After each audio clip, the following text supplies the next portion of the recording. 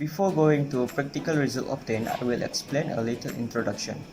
Caffeine belongs to the group of organic chemicals known as alkaloids. Alkaloids are nitrogen-containing basic compounds that are found in plants. They usually have a bitter taste and are frequently physiologically active in humans. The caffeine is extracted from the water with dichloromethane, an organic solvent that is insoluble in water. After the water-soluble components in the tea leaves are extracted into hot water. Tea leaves are primarily made up of cellulose, a water-insoluble polymer of glucose, a simple sugar, monosaccharide, caffeine, tannins, phenolic chemical with a OH directly linked to an aromatic pink, and a minor amount of chlorophyll are found with the cellulose. The objective of these experiments are to be able to extract caffeine from tea leaves using polar-non-polar solvent extraction technique, and the second one is to be able to determine the melting points of the crystal of caffeine obtained.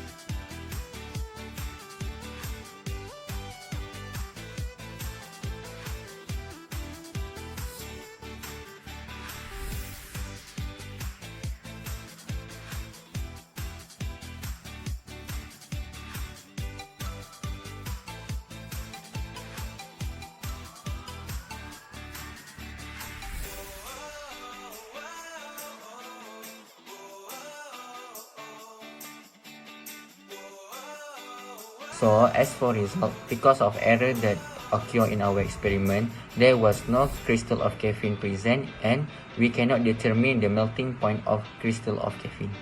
Okay, so let's proceed to discussion part. In this discussion part, we will discuss how we can extract caffeine from the tea bags. Caffeine can extract from the tea leaf using polar and non-polar solvent extraction technique.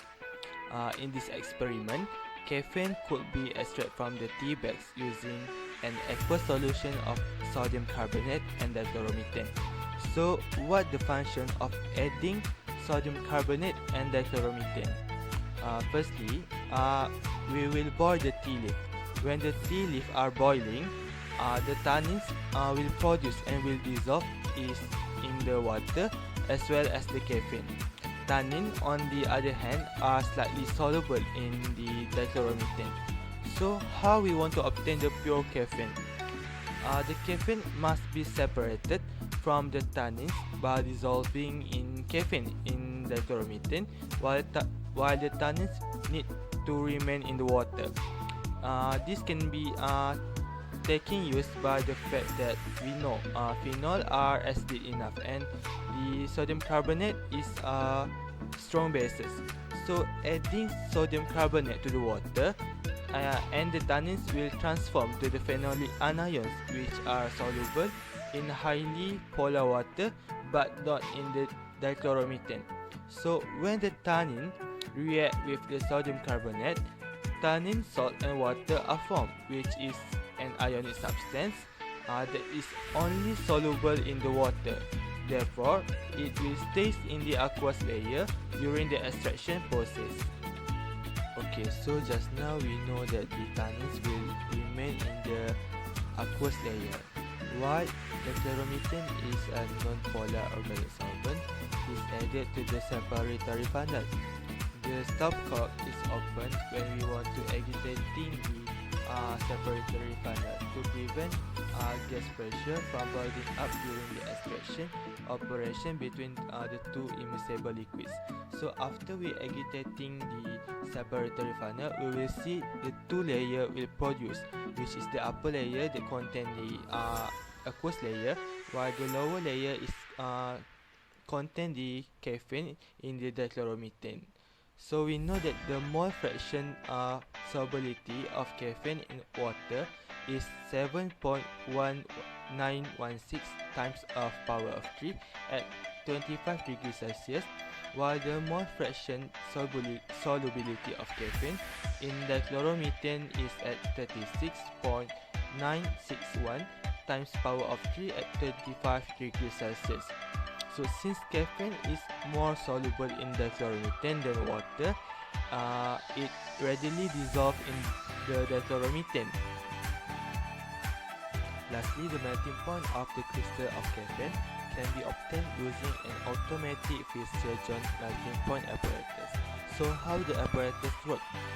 To monitor the variations in the caffeine crystal, some are put into a melting tube and place it into the equipment.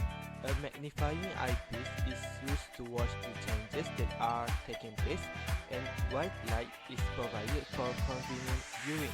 The caffeine crystal begin to melt as the temperature of the equipment is increasing, and will form a clear liquid in the melting tube. Because it is the melting point of caffeine, the temperature of the equipment is immediately recorded. Because in our experiment, our crystal is not formed, so the melting point of the crystal also cannot be calculated. But based from the safety data sheet by Sigma Aldrich, the melting point of the caffeine is 234 to 236.5 degrees Celsius. So, why there was no caffeine crystal was produced for our experiments? It is because we have detected two possible errors that might occur on our experiment. The first one is error when transferring the caffeine, and the second one is spillage occur during the experiment. Conclusion. From this experiment, we conclude that extraction process is the efficient way to extract caffeine from the tea. We could separate the caffeine from the tannins by having the caffeine dissolved in dichloromethane.